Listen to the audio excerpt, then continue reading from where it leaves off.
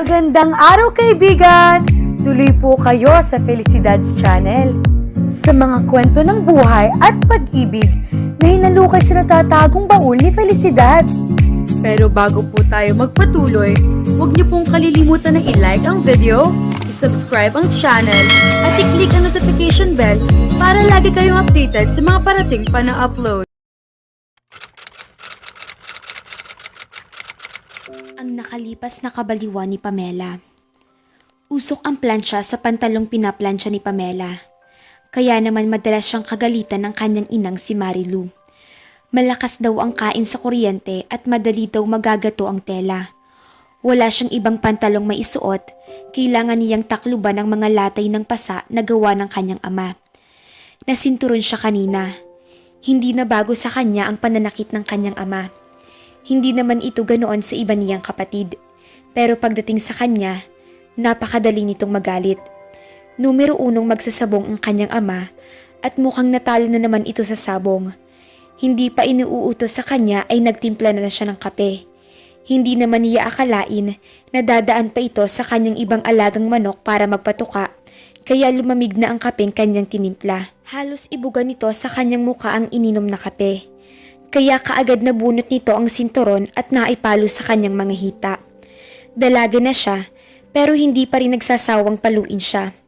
Kailangan daw na magtanda siya, at hindi niya alam kung bakit bukod tanging sa kanya lamang galit na galit, samantalang ang iba niyang kapatid ay hindi man lang namumura nito, kahit na mas matindi pang kasalanan ang nagagawa ng mga ito. Kung ang ibang mga magulang ay masaya kapag may medal na natatanggap ang kanilang anak, iba ang kanyang tatay, parang lalo pa itong nasusuklam sa kanya. Nang manguna siya sa klase, may 2 buwan na ang nakakaraan at nagbigay siya ng talumpati sa plaza ay hindi man lang ito nanood. Ang yabang mong bata ka. Para yan lang kailangan mo pang ipagmalaki na kesyo matalino ka.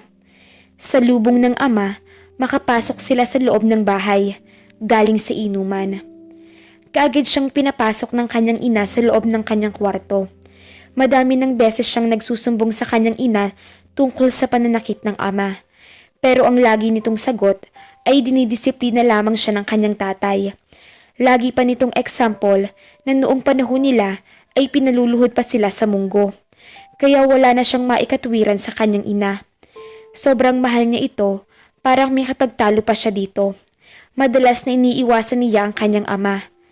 Malapit ng pasukan pero hindi pa rin siya nakakapag-enroll. Ayos lamang sa kanya kahit mapatigil siya sa loob ng 2 taon. Dahil na-accelerate naman siya ng 2 beses, kaya mas bata siya sa mga kaklase niya. Napakasaya niya kapag napupuri siya ng mga guro, lahat daw ng ituro nila ay alam na daw niyang lahat. Bukod tanging kaisa-isa siyang mag-aaral na laging perfect ang mga test sa klase. Hindi naman ganoon ang kanyang tatay. Noong maliit pa siya, nag-umpisa lamang ito nang kakitaan na siya ng katalinuhan. Habang tumatagal ay lalo itong nagagalit sa kanya kapag nakakakuha ng achievement sa kanilang paaralan. Ano kayang reason ng tatay niya at ganoon na lamang ito sa kanya? May kaugnayan kaya ang pagiging matalino niya sa ugali ng kanyang ama? Naulit na niya iyon sa kanyang ina, pero ang sabi lang nito ay nag-iimahinasyon lamang daw siya. Sadya daw ganoon lamang ang kanyang ama. Kahit daw naman ang iba nitong mga kapatid ay napapalo din. Kaso paminsan-minsan lang naman iyon mangyari, hindi kagaya niya na halos araw-araw. Minsan pa nga ay nagalit ang kanyang ama sa kanyang ina dahil napingot nito si Patricia. Hindi raw dapat niya iginawa iyon. Ang narinig niyang usapan ng mga ito ay nakapagpasama lang ng loob niya sapagkat mukhang naapektuhan ng kanyang ama sa pagpingot at pagkurot ng kanyang ina kay Patricia. Samantalang hindi simpleng pagkakamali lang ang nagawa ng kapatid niya. Sa edad nitong 13 ay hindi ito mahilig sa pag-aaral. Parating lumiliban ito sa klase. Alam niya iyon sapagkat maraming pagkakataon na siyang nakarinig ng balita tungkol doon. Ang guro niya na naging guro din ito ay kinausap na siya tungkol doon na ipinarating naman niya sa kanyang ina. Minsan ay nakita niya si Patricia sa isang computer shop. Naglalaro ito doon kasama ang mga kaklase niya. Sa tingin nga niya ay ito ang pinakabata. Hindi niya maunawaan kung bakit ganoon ang ginagawa ni Patricia sa buhay nito. Pinagsabihan niya ito pero nagalit pa ito sa kanya. Wala raw siyang pakialam kung ano man ang gustong gawin nito dahil hindi raw siya pinapakialaman nito kapag nagkukulong siya sa silid ng maghapon. Hindi sila naging malapit ni Patricia sapagkat noon pa man ay hilig na niya ang magbasa kaysa sa maglaro. Nagsimula ang pagkahilig niya sa mga libro nang minsan siyang bilhan niyo ng kanyang ina.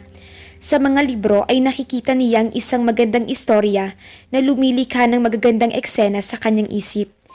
Nakakadama siya ng saya kapag nagbabasa siya ng mga libro. Hindi siya mahilig makipaglaro sa kapwa niya bata. Wala din namang gustong makipaglaro sa kanya, kaya mas ginusto na lamang niyang gugulin ang kanyang panahon sa pag-aaral. Mas naging ka-close pa niya ang mga teacher kaysa kapwa niya estudyante. Naging teacher's pet siya. Isa marahil sa dahilan kung bakit may mga kaklase siyang naiinis sa kanya. Narinig na niya minsan ang bulong ng isang kaklase niya na sip-sip daw siya. Hindi na lamang niya pinansin iyon. Hindi niya kasalanan kung natutuwa sa kanya ang mga guro niya. Talagang nagsisipag siya sa pag-aaral dahil iyon ang hilig niya. Bukod pa sa ibig niyang matuwa sa kanya ang kanyang nanay kapag walang pasok, sumama-sama siya sa kanyang ina na mas masukan sa hasyenda. Sa Maniego, isa sa pinakamayamang angkan sa lugar. Malawak ang taniman ng gulay at iba't ibang klaseng prutas ang produktong kanilang pinagkakakitaan at madaming alagang baka, baboy, kambing at kabayo sa hasyenda. Noong nakaraang taon lamang ay nagsimula na ang mga itong magtanim ng mga bulaklak. Napakaganda ng hasyenda sa Maniego. Sa katunayan ay dinarayo iyon ng mga banyag at mga turistang mula sa Maynila. Ilang ulit na rin niyang nabasa sa pahayagan ng tungkol doon. Noong nakaraang buwan lamang ay nabalitaan niyang nanggaling doon ng isang senador upang purihin ng pamilya sa pagpapataguyod ng turismo sa kanilang bayan. Sa tuwing sasama siya sa kanyang ina para magtrabaho, ay binibigyan din siya ng sweldo, mas maliit nga lamang kumpara sa sweldo ng kanyang ina. Hindi naman siya magastos kaya naiipon niya para may magastos siya sa pasukan. Ang totoo lamang, ayaw niyang tumigil sa kanyang pag-aaral pero wala naman siyang magagawa dahil kapos sila financially dahil marami silang magkakapatid at kulang pa daw sa pagkain at ibang gastusin nila sa bahay. Sa hasyenda sa Maniego din nagtatrabaho ang kanyang ama, nagtatanim sa palayan. Samantalang silang mag-ina ay katulong sa mansyon. Mabait sa kanya ang mag-asawang amo niya. Sa katunayan, alam ng mga ito ang mga karangalan niya sa eskwela dahil na rin sa pagbibida ng kanyang ina na sadyang ipinagmamalaki siya. Nang matuyo na ang pinalansya niyang pantalon ay pinagpag na niya iyon upang mabawasan ng init. 6:00 na, huli na sila sa trabaho. Isusuot pa lamang niya ang pantalon nang pumasok sa kwarto ang kanyang ina. Kaagad nitong nakita ang gaplatito niyang pasa. Ano iyan? Wala po, Nay. Kaagad siyang nilapitan at hinawakan ng pasa sa kanyang binti. Nadaba ka ba? Ang tatay po. Baka kung ano naman ang ginawa mo kaya nagalit sa'yo. Hindi na niya gustong magkwento sa kanyang ina dahil lagi namang pinagtatanggol nito. Kahit wala naman siyang ginagawang kasalanan kaya napapalo siya. Ayaw na niyang marinig iyon. May mga pagkakataon na nakakadama siya ng hinanakit sa kanyang ina kaya mas mabuti pang huwag na lamang siyang magsalita. Kahit paano ay pisikal lamang ang sakit, walang sakit ng kalooban. Ayaw niyang magsalita pero pinilit siya na sabihin ang nangyari. Sa huli ay wala rin siyang nagawa kundi ang sabihin nito ang mga nangyari. Hindi ka pa kasi natuto. Alam mo namang ayaw ng tatay mo ng malamig na kape. Hindi ko naman po alam na hindi pa niya ininom.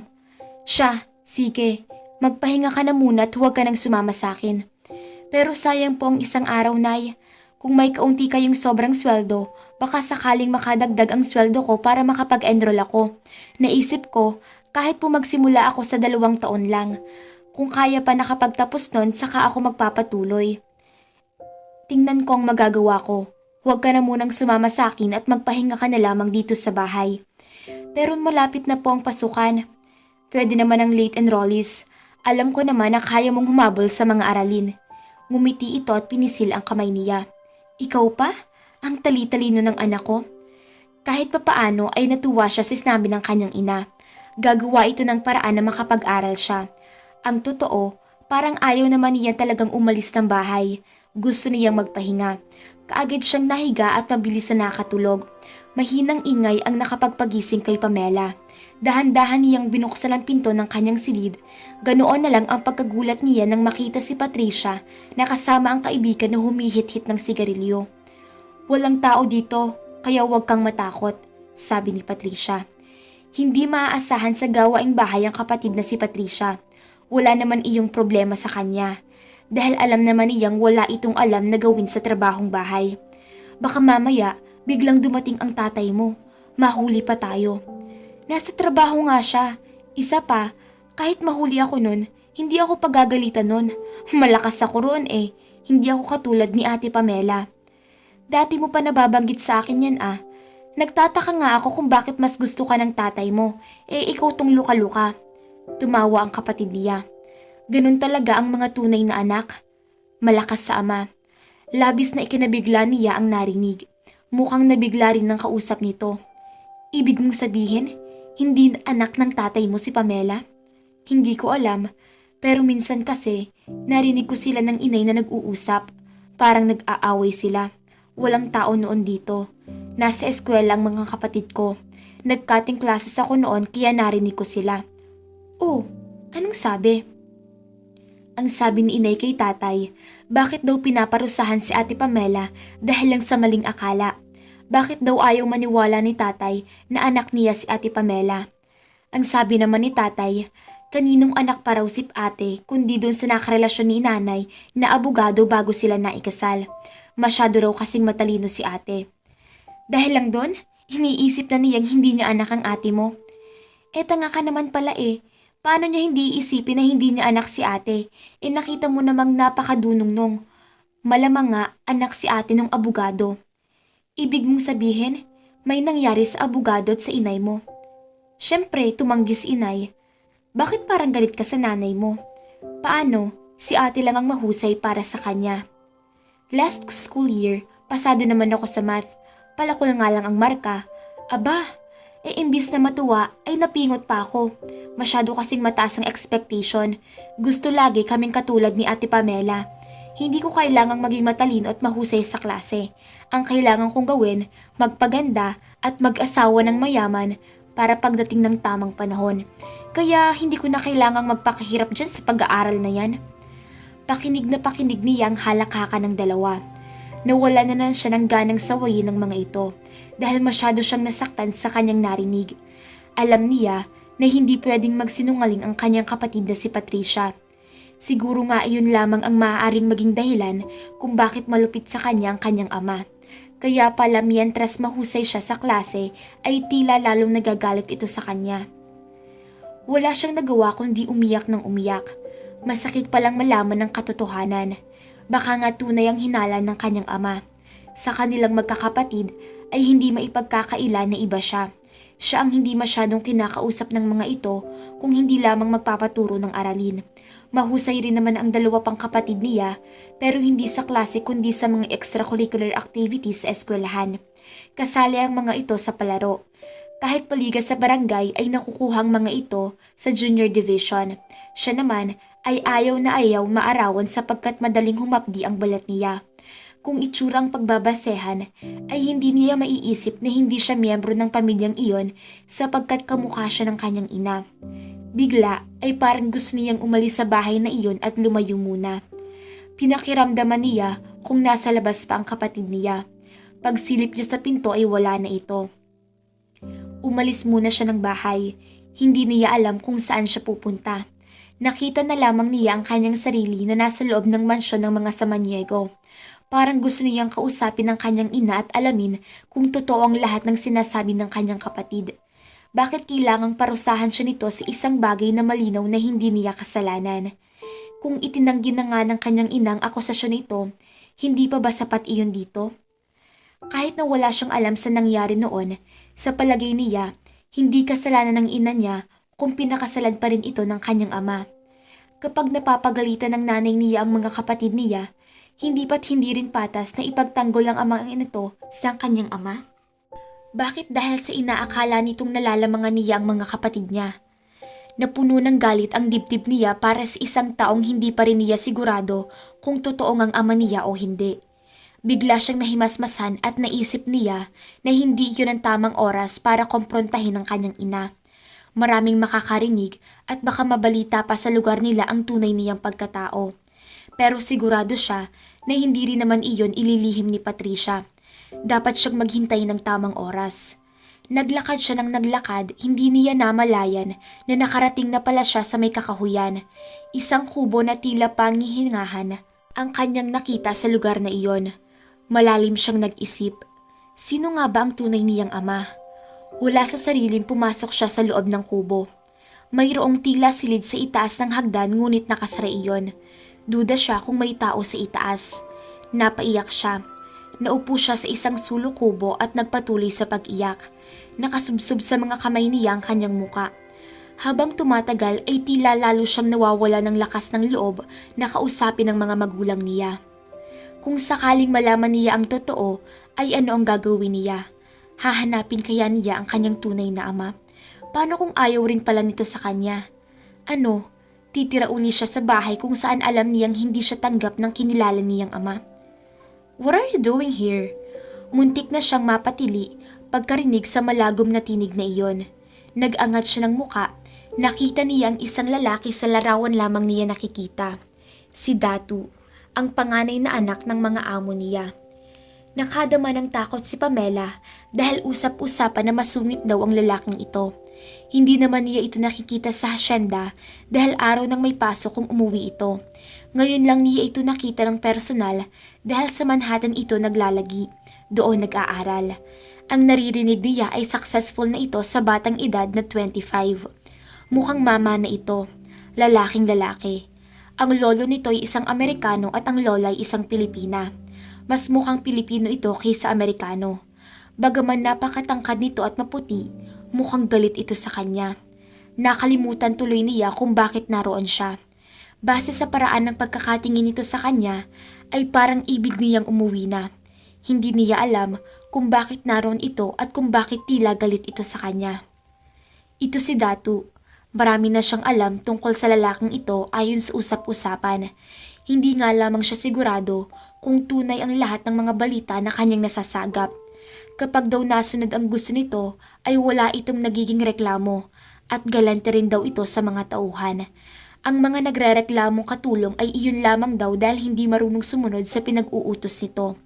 Kung uutusan siya nito, marahil ay hindi rin niya magagawa kaagad na sumunod sapagkat nakaturete ang presensya nito. Hindi niya alam kung ano ang eksaktong nakakaturete rito. Marahil, iyon ay dahil sa katotohanan sa kabila ng batang-batang edad nito ay tila makapangyarihan na ito. Higit na makapangyarihan ang aura nito kaysa sa ama nito na parating nakangiti. Ang kapatid naman nitong si Marky na halos kasing edad ni Patricia ay parang bata pa kung kumilos. Coke? Juice? Hindi na po, sir. Pero hindi siya pinansin ng lalaki at binuksan ng isang lata ng pineapple juice, inilapag sa tapat niya. Nahihiya siya. Hindi niya alam paano kakausapin ng lalaking ito. Naupo ito sa tapat niya at muli siyang pinagmasdan. Dama niya ang pag-iinit ng kanyang mukha. Ano ba naman ang lalaking ito? Nakakailang kung makatingin. Masyado bang marumi ang damit niya? Sa tingin niya ay hindi naman. Mukha ba siyang hampas lupa? Masyado mang marahas ang taguring yon, pero parating naiisip niya na marahil kapag nagagalit ay ganoon kung magsalita ang mga tulad nitong mayayaman. May nabuo siyang ganoong isipin. Nang minsan daw na nagalit ng husto ang Don ay ganoon ang itinawag nito sa napagalitan nito. Ang sabi naman sa kanya ng kanyang ina ay huwag siyang maniniwala sa mga naririnig niyang sabi-sabi sa mansyon. Ayaw man niyang maniwala pero parang tunay ang nababalitaan niya dahil sa nararamdaman niya ng oras na iyon. Nakasuot ito ng pantalong maong na hapit dito. Puting polo ang pang-itaas nito na nakapaloob ang laylayan sa pantalon at mataas ang sapatos nito. Ganoon ang suot ng ama nito tuwing sasakay ng kabayo. Marahil galing ito sa pangangabayo. Napansin niya noon pa man na bagaman may mga makabagong sasakyan ng mansyon ay mas gusto ng Don na sumakay sa kabayo. Inumin mo. Halos manigas siya sa kanyang pagkakaupo. Sabi ko, inumin mo na. Sa sobrang nerbiyos ay nagmamadali niyang ininom ang juice. Kaya naman halos matapon ito. Kaya natapunan ng sofa ng kanyang kinauupan. Naku, pasensya na po. Pasensya na po. Hindi siya magkandatuto sa pagpupuna sa sofa.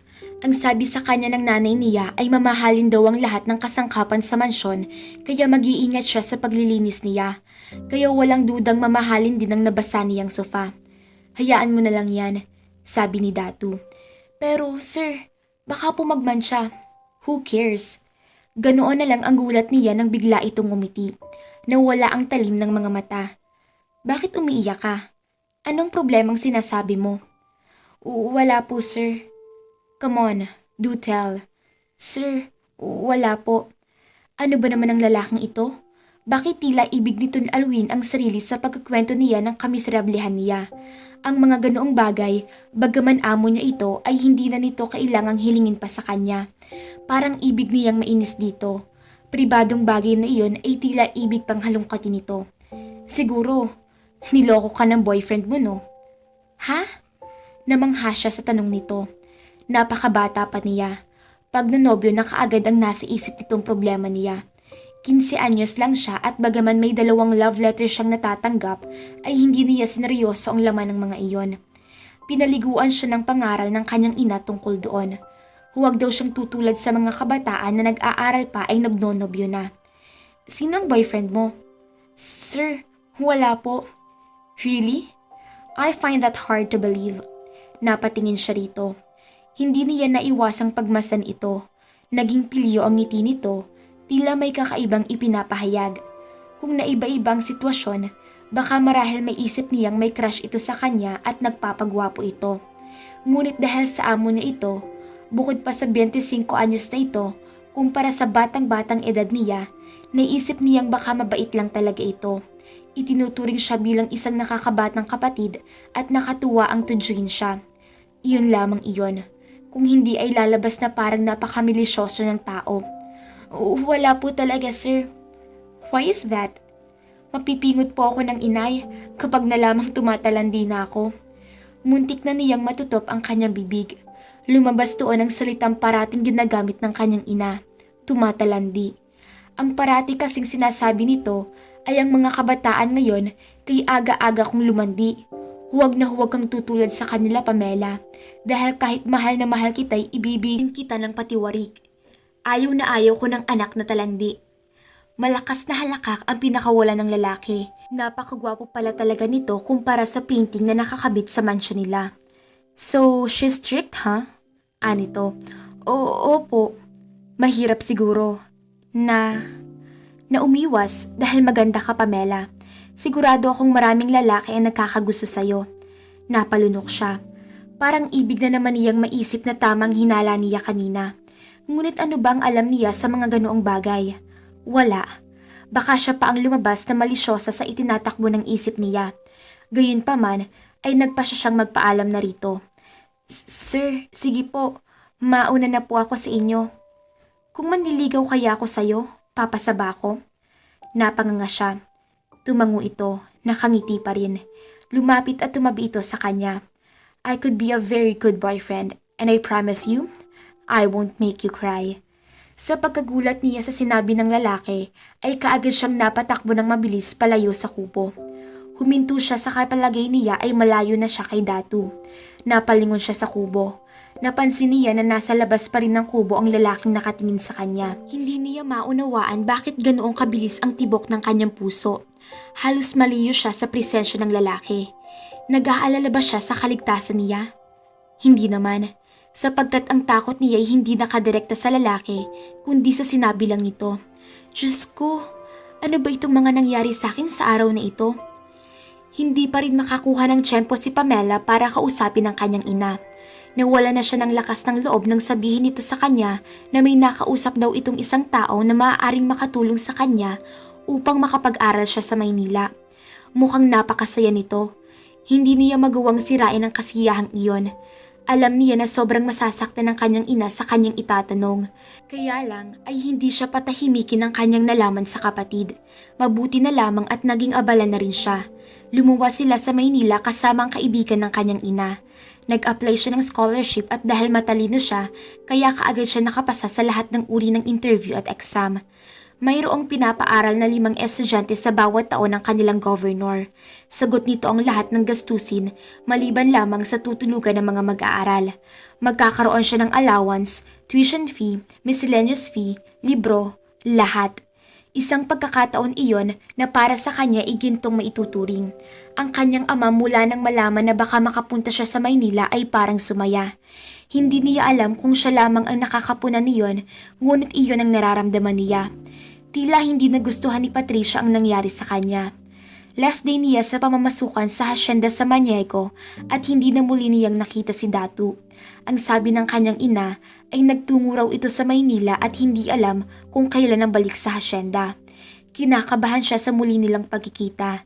Dahil wala ito ay kaagad kumalma ang kanyang nararamdaman sa pagkilos sa loob ng mansyon. Ang ipon na to sa swelduhin niya mamaya ang siyang gagamitin niya pambayad sa titirahan niya. Ang sabi ng kaibigan ng kanyang ina ay may alam daw itong paupahang silid na malapit sa papasukan niyang eskwelahan. Hindi raw kagandahan iyon pero mura lang ang upa. Kakasya na raw ang pera buwang-buwang ipapadala sa kanya ng kanyang ina para masustentuhan niya ang pagbabayad doon.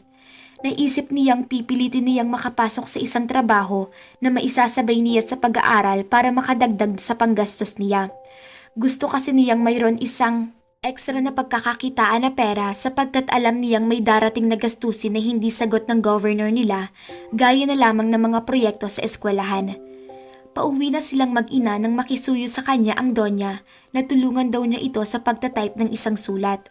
Pinauna na niya ang kanyang ina. May alam siya sa pagtatype sapagkat iyon din ang trabaho niya kapag may ipinapagawa ang mga guro niya noon sa high school. Wala pang isang oras ay natapos na niyang ipinapagawa sa kanya. Nakisuyo ang Donya na linisin daw muna niya ang mga papel na naikalat nito bago umalis. Nakangiting tumango siya rito. Siya nga pala, Pamela. Balita ko, luluwas ka na bukas sa Maynila. Opo, ma'am. Nakasweldo ka na ba? Opo, ma'am. Maaga pa nang ibinigay sa kanila ang sweldo nilang mag-ina. Nagulat siya nang maglabas ito ng pera at iabot sa kanya. Kunin mo yan. Tulong ko na rin sa'yo. Ma'am, hindi ko po ito tatanggihan dahil kailangan ko rin po. At bakit mo naman tatanggihan? Sige, Pamela, pwede ka nang umuwi. And thank you. Tinapik nito ang balikat niya. Alam ko, malayo ang mararating mo. Maraming salamat po. Isang ngiti ang isinagot sa kanya ng Donya. Kaagad niyang nilinis ang mga papel na nagkalat. Plano niyang magpaluto ng lomi sa Overview Lomi House para ipasalubong niya sa kanyang pamilya. Kahit nasasaktan siya sa nalaman tungkol sa kanyang pagkatao, gusto naman niyang kumain sila ng sabay-sabay bago man lang siya lumuwas. Hello? Nagulat siya sa nagsalita. Si Datu. Nanigas ang kanyang likod. Pinaspasan niya ang kanyang kilos. Magandang gabi po, sir. Hindi mo na ako tatakbuhan ngayon. Sorry po, sir. Nahingi ka ng sorry kasi noong nakaraan, itinuring mo ako na para bang masamang tao. Tama ba ako, Pamela? Bakas ang inis sa boses ng lalaki. Kaya inulit niya ang paghingi ng pasensya. Mabilis niyang tinapos ang paglilinis ng kalat at kaagad niyang namaalam sa lalaki. Mauuna na po ako, sir. Stay for a while. Magkwentuhan muna tayo. Tulad nung una ay hindi na siya nakakibo pa. Tumalikod na siya at hindi ito nilingon. Napakabilis ng tibok ng puso niya. Hindi niya maunawaan ang nararamdaman niya. Parang gusto niyang makipagkwentuhan dito at mas makilala pa ito. Pero parang hindi tama iyon.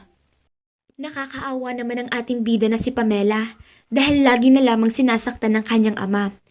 Pero mas masakit pala na malaman mo na hindi ka tunay na anak ng kinikilala mong ama kahit wala pa itong katiyakan. Mabuti na lamang pumasa sa scholarship ang dalaga at talagang makakapag-aral sa Maynila. Mapapalayo sa mapanakit niyang tatay at isa pa ay unti-unti na niyang maabot ang kanyang mga pangarap.